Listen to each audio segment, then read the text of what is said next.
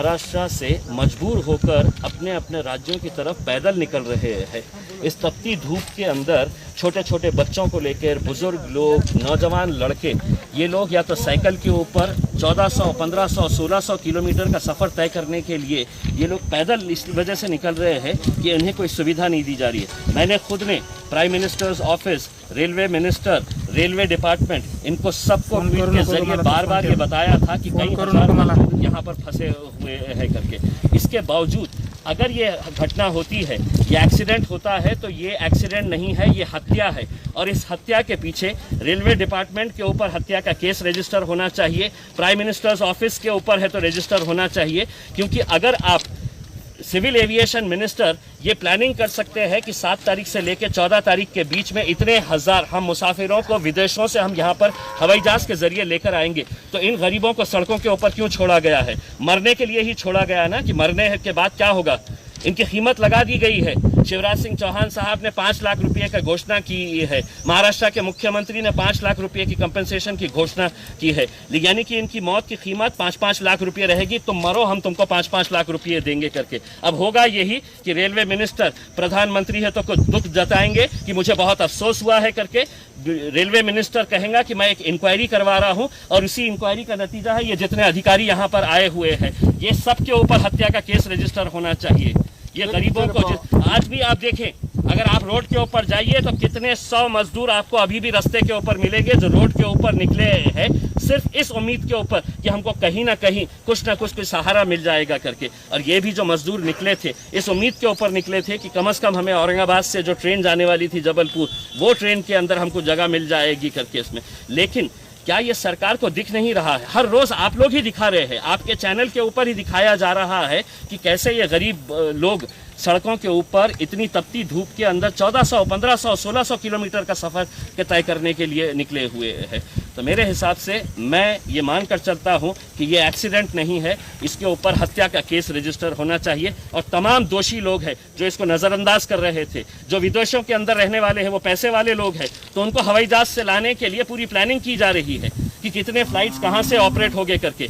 क्या ये अंधे हैं, इन्हें दिखता नहीं था कि इतने सारे मजदूर हैं, इन्हें रेलवे ऑपरेट करना चाहिए था? क्या जिला प्रशासन, सरकार ने क्या किया है?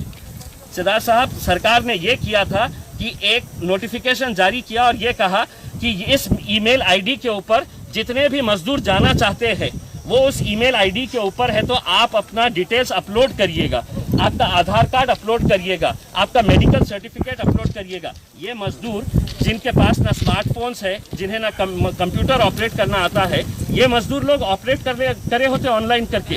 कोई डॉक्टर है तो इन्हें सर्टिफिकेट देने के लिए तैयार नहीं था। और ऐसी हालत के अंदर आप कहते हैं कि नहीं, आपको अगर ट्रेन से जाना है, आपको सफ़र करना है, तो आप जाइए ऑनलाइन के ऊपर अप्लाई करिएगा, आधार कार्ड ले लीजिएगा उसमें। कोई डॉक्टर जब करने के लिए तैयार नहीं था, और आखिरकार 3 दिनों तक आप देखे हैं कि हर जगह के ऊपर इतनी भीड़ लगी हुई है कि डॉक्टर्स का कहीं से सर्टिफिकेट मिल जाए, और कल दोपहर में जाकर सरकार चेंज कर देती है, नहीं हमको डॉक्टर का सर्टिफिकेट नहीं चाहिए। अब आप जाइए रेलवे स्टेशन के ऊपर जाइए, और आपको है तो सिर्फ डॉक्टर है तो आपका थर्मामीटर से चेक करेगा। तो ये रोज़ रोज़ के जो कानून बदले जा रहे थे, ये जानते हुए, ये अच्छी तरह से समझते थे कि ये लोग मरने वाले हैं। वायरस से नहीं मरेंगे, कोरोना वायरस से नहीं मरेंगे तो भूखमरी से मरेंगे, भूखमरी से नहीं मरेंगे तो इस तरह रेल के पटरियों के नीचे आकर मरेंगे, या सड़कों के ऊपर तपती धूप के अंदर मरेंगे। ये सब अच्छी तरह से जाहिर है कि इन लोगों के पास में सर्टिफिकेट था, ये लोग ब्लॉक से इसके वजह से छुपा कर इस रोड से आए। तो जिला प्रशासन भी यहाँ पर थोड़ा सा जिम्मेदार लगता है आपको? 100% जिम्मेदार है, जिला प्रशासन भी जिम्मेदार है उसमें। क्या ये सरकार की जिम्मेदारी नहीं है, प्रशासन की जिम्मेदारी नहीं है कि आप अपने कम से कम, महाराष्ट्र जो है वो हमारी संस्कृति नहीं है इस तरह से गरीबों को, इस तरह से हम लोग जो उनकी पीड़ा देखते हुए हम नज़रअंदाज करें करके। ये सरकार की जिम्मेदारी थी कि कम से कम बसेस लगाए, महाराष्ट्र के बॉर्डर तक उन्हें बसेस तक पहुंचाया जाए। आप जानते हैं अच्छी तरह से, मैंने खुद ने कितने लोगों को ऐसा देखा है कि जो बसें साइकिल के ऊपर नौजवान लड़के निकल पड़े हैं कि नहीं साहब अब हम रह नहीं सकते हैं। और किस बात के लिए? कि उनको 2 वक्त की रोटी नहीं मिल रही है। कम से कम हम अपने घर जाएंगे, अपने घर में जाकर हम अपने परिवार के बीच में अगर हम मर गए तो चलेगा, लेकिन हम हमें यहाँ नहीं रहना है। और कितने दिन हो गए हैं, कोई 2 दिन 4 दिन का अगर होता तो हमको भी समझ में आ गया होता, लेकिन अगर 1.5 महीने के ऊपर हो गया है और ये प्रशासन पूरी तरह से अगर इस तरह से इंतजार कर रहा था कि कितनी मौतें होगी करके। प्रधानमंत्री का बयान सुनिएगा, अफसोस हुआ है। प्रधानमंत्री को क्या दिखता नहीं है? प्रधानमंत्री टीवी देखते नहीं है क्या? ट्वीट्स पढ़ते नहीं है क्या?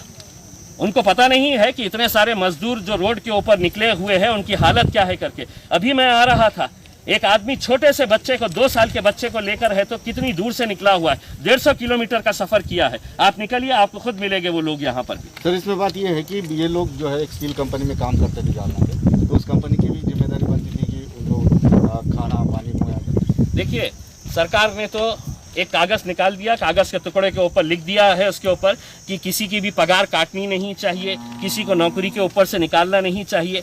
लेकिन क्या लेबर डिपार्टमेंट ने ये चेक किया है कि इन लोगों को इनकी पगार मिल रही थी, इन लोगों को नौकरी से रखा गया है या नौकरी से निकाला गया है? आज औरंगाबाद और जालना अगर देखा जाए तो ये एक इंडस्ट्रियल सिटी है, लेकिन यहाँ पर कितने सारे मजदूरों को कहा गया है कि अब आप जाइए घर के ऊपर। अब वो जाएंगे तो जाएं कैसा? सरकार ने ये तो कह दिया है कि हम आपको ट्रैवल पास दे देंगे। अब ट्रैवल पास देने के बाद कैसा जाएंगे आप मुझे ये बताइएगा। सरकार के या प्रशासन की तरफ से क्या इंतजाम किया गया है? हम तो उत्तर प्रदेश या मध्य प्रदेश की बात नहीं कर रहे हैं। अगर औरंगाबाद से किसी को नागपुर जाना है, जो महाराष्ट्रियन बंदा है, अगर किसी को नांदेड़ जाना है, किसी को उस्मानाबाद जाने का है, मुंबई जाने का है, तो उसके लिए क्या प्रावधान किया गया है? ये हम प्रशासन से सवाल करना चाहते हैं। कोई प्रावधान किया गया है? कोई इंतजाम किया गया है? नहीं, हम आपको सिर्फ पास दे रहे हैं, आप अपना करिएगा। अरे जिस आदमी के पास 2 वक्त की रोटी नहीं है खाने के लिए, अगर आप उसको इस तरह से कागज का टुकड़ा दे देंगे और कहेंगे कि नहीं अब हमने पास दे दिए है, अब तुम तुम्हारा इंतजाम कर लो करके, तो मेरे हिसाब से ये एक खेल है, खिलवाड़ है। सिर्फ गरीब लोग हैं, उनकी मौत के ऊपर क्या अफसोस करने का? उसमें 5 लाख रुपए दे दिए, मरने के बाद उसमें और भी मरेंगे, 10-20 लोग मरेंगे तो 5-5 लाख रुपए मिल जाएंगे उसके अंदर। इससे ज़्यादा और कुछ नहीं होगा। एक इंक्वायरी होगी, इंक्वायरी के अंदर क्या होगा? मैं पीयूष गोयल साहब से पूछना चाहता हूँ, पीयूष गोयल साहब, इतने नादान नहीं है जनता कि अब आप इंक्वायरी करेंगे? क्या निकलने वाला है इंक्वायरी के अंदर? ये लोग सड़क से इसलिए नहीं जा सकते थे कि इनको जालना की बॉर्डर के ऊपर रोका गया होगा, इनको करमाड़ की बॉर्डर के ऊपर रोका गया होगा कि तुम कहाँ जा रहे हैं करके। ये पुलिस वाले इन्हें परेशान कर रहे थे तो चोर रास्तों से जा रहे थे कि हम रेलवे ट्रैक के ऊपर से चले जाए करके। और यहाँ पर ये जो मौत का तांडव जो हुआ है, इसके लिए पूरा रेलवे डिपार्टमेंट भी उतना ही जिम्मेदार है जितना जिला प्रशासन है, और उतना ही प्राइम मिनिस्टर्स ऑफिस जिम्मेदार है, जो बातें तो बड़ी बड़ी करते हैं लेकिन इस हत्या के दोषी